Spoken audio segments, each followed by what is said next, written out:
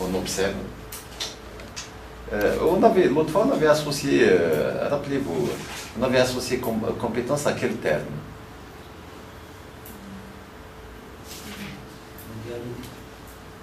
Compétence, on avait associé à quelque chose. Oui, beaucoup. Alors, on avait dit que l'être humain, c'est quelqu'un, il ne le dit pas, mais il le pense profondément. Dans ses tripes, il va être important. On avait associé le mot compétence à importance.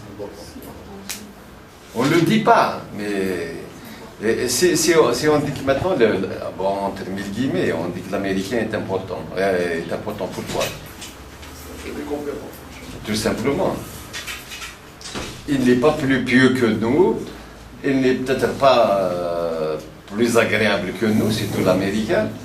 Il n'a rien de particulier, mais sinon c'est vrai que c'est quelqu'un de relativement compétent dans le monde.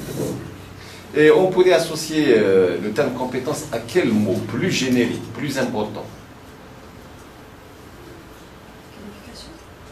Communication. Qualification, bah ça c'est un petit peu, je dirais, un ami, un faux ami. Alors,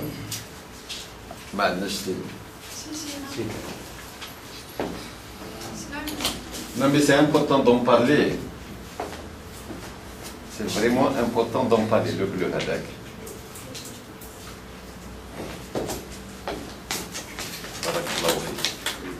C'est vrai, on est en train de prêcher une problématique, c'est celle-là.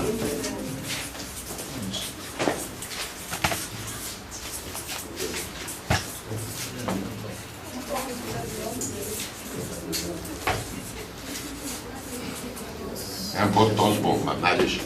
Alors, on peut l'associer à autre chose. Quel est le mot? Le mot essentiel. Un indice. Indice. Un indice. Un indice. Un indice, c'est avoir sa place dans le monde. Utilité. Utilité, c'est sûr. Le source humain, c'est sûr, c'est dit. Et on dit résistance, oui. Existence. Existence, oui. Oui. Déjà pas mal, oui. Oui, on pourrait dire existence. Bon, je mettrai comme ça. Dignité. Dignité, oui, ça c'est clair. C'est exister, c'est dignité. Considération. Considération, oui. Mais est-ce que vous êtes d'accord avec moi que la compétence, c'est véritablement, je l'ai associé à importance, est-ce que c'est vraiment, on ne peut pas l'associer véritablement à ce terme-là? Indépendance. La vraie.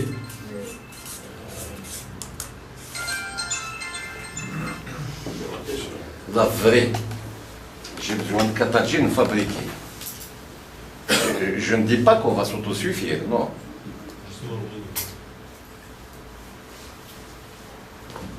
Sinon, on existe. J'apprécie beaucoup le terme existence. Sans ça, on n'existe pas. C'est un sous-élément de ça. C'est un sous-élément de ça. Vous avez employé un terme, c'est un sous-élément. Pour un pays souveraineté. Oui, oui, c'est ça. Souveraineté. Oui, c'est donc indépendance. Un pays indépendant, c'est un pays souverain. Oui, souveraineté. Vous n'êtes pas d'accord? Parce que c'est vrai, être la véritable indépendance, c'est ça, c'est finalement, c'est la compétence. Pour pouvoir fabriquer quelque chose de ses propres mains, avec son propre cerveau.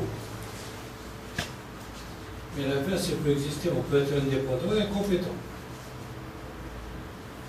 Quand on est indépendant... alors, voilà, la problématique, elle est là. Chauffe, c'est simple. Quand on est indépendant... Alors, j'ouvre cette parenthèse-là. Ça me permet de philosopher. Quand on est indépendant,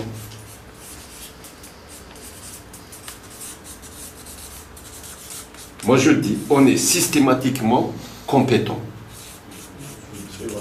Parce que c'est la compétence qui ramène la vraie indépendance. C'est le premier chapitre de la ISO 17000. Premier chapitre, indépendance. L'indépendance, c'est au niveau de l'expert, c'est autre chose. Hein. Moi, je parle de l'indépendance en termes de liberté d'un pays, d'un homme. Un vrai, comment définir, un vrai mazir, libre. On peut être indépendant, c'est-à-dire on est lié à personne. Mais on n'a pas le savoir-faire, on n'a pas le savoir... On n'est pas indépendant. On est lié. On n'est pas indépendant, on est lié. On est indépendant. On n'est pas indépendant.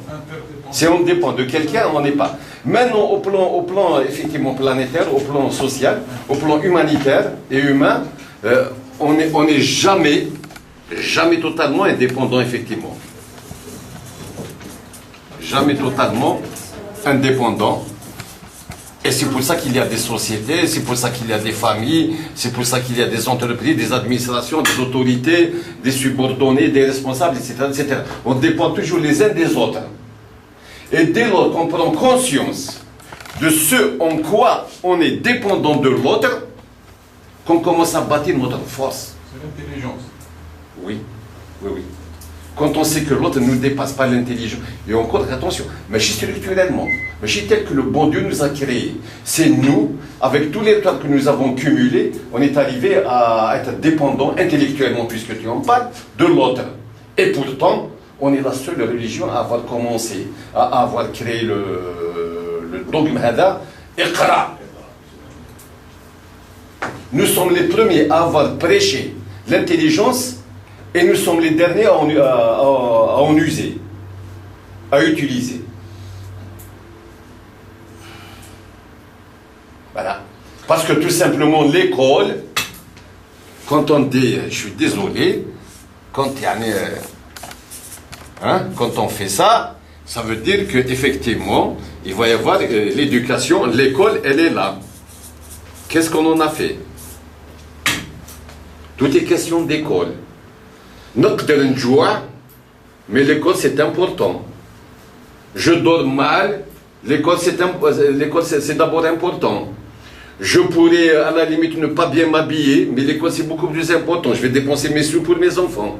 Quelle est la place de l'école? Et on comprend que si on est à ce niveau de constat en matière d'ici, de là, et c'est parce que tout simplement, effectivement, quelque part, ici on a failli. Et on continue de faillir. Et on a tous compris que ce qui fait le monde, vous savez, sur 60 millions de Français, il y a à peine 1 million d'élites. L'école, c'est pour former des élites. Et ce qui a fait avancer le monde, c'est l'élite. Les autres, elles suivent effectivement. Quand il y a une bonne élite, le peuple, donc les gens qui sont à côté, sont à la bonne école. Ils ont le bon regard. Quand on a, je ne sais pas, un Rousseau, ou là, un Pascal, ou là, un Lavoisier, ou là, et qu'on est un petit peu de sa descendance, on se dit, bon, Dieu, je ne suis pas loin de... c'est mon oncle quand même, mon oncle de sang. Il y a une seule rupture, la seule rupture. Pour rompre effectivement avec ce manque de compétences et avec ce manque d'indépendance. Là, il y a une transition en Algérie incroyable, indiscutable. Je vous assure que le problème est chez vous. Il est chez nous en tant que cadre. Le changement viendra par les cadres. Il viendra ni par le tête, ni par en haut d'ailleurs. Il viendra par le milieu. Ce sont les cadres. Et je crois que c'est un langage je ne serai jamais compris. C'est ce que je vous disais effectivement. C'était celui-là.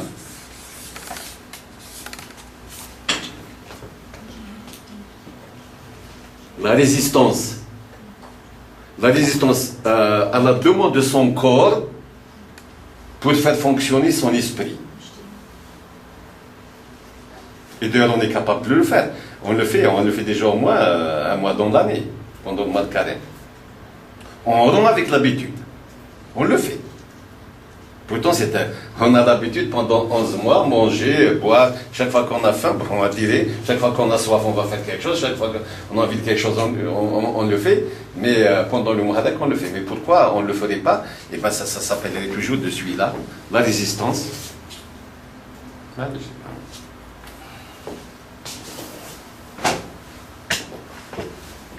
Ça vous convient? C'est des débats assez intéressants.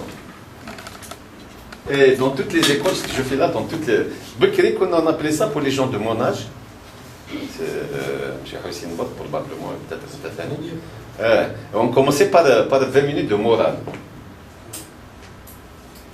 On appelle ça la discussion avant de faire une conférence, on appelle ça un détimbrage.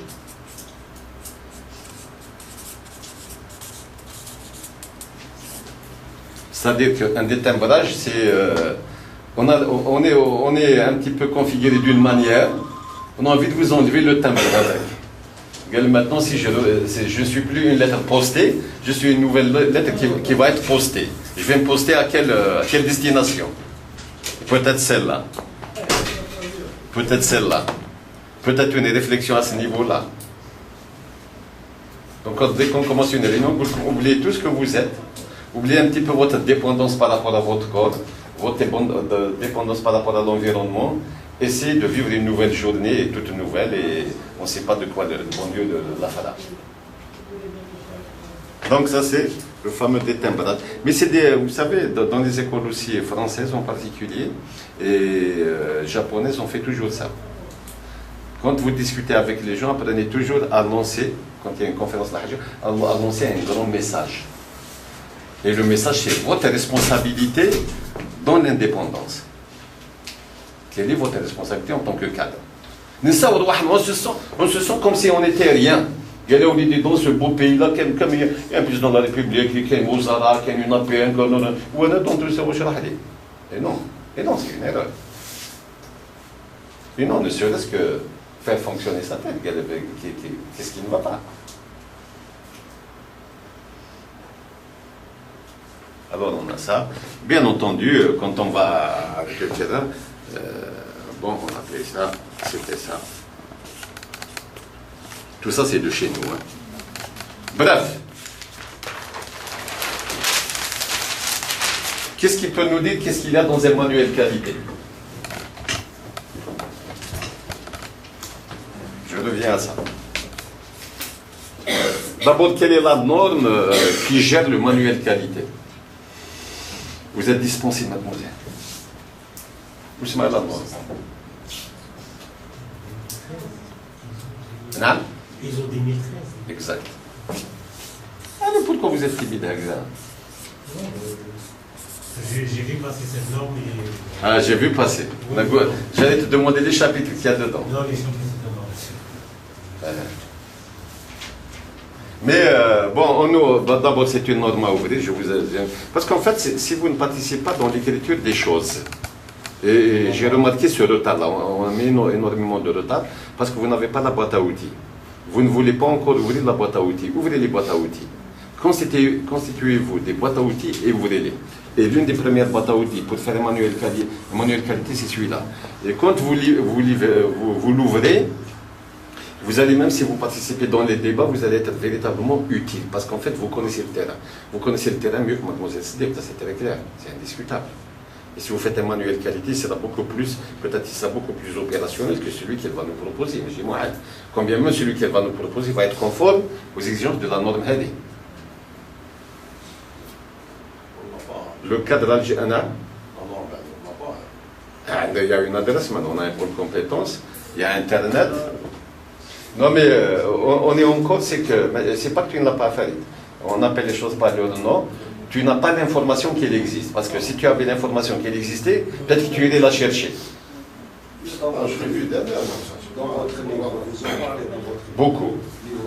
Oui, j'en ai parlé. Au Farid, je sais qu'il a lu mon livre. Et j'ai pas les 2013. Je sais qu'il y a, est-ce que tu peux... دير كيما واحد قاعدين نكسروا هكذا قال لي والله قريتو قال لي ما قال لي جي مون بو توس ليكري قال لي ما لا ليميت قلت له نغلقوه روح قول لي واش هو مانويل كاليتي بغيت. Non, les livres techniques, on les lit ou on ne les lit pas. Ce n'est pas de la distraction, c'est de la formation. Les livres de distraction, c'est une chose de culture générale. Et les livres techniques, soit on les lit sérieusement, les lire avec un crayon. On lit un livre avec un crayon, soit pourquoi dépenser de l'énergie pour rien. On fait autre chose. Alors, dans un manuel, alors on dira contenu des manuels qualité. ISO. Un manuel qualité, c'est un document dans lequel, par lequel, si vous voulez, entre mille guillemets, on rassure le client comme quoi on est capable de satisfaire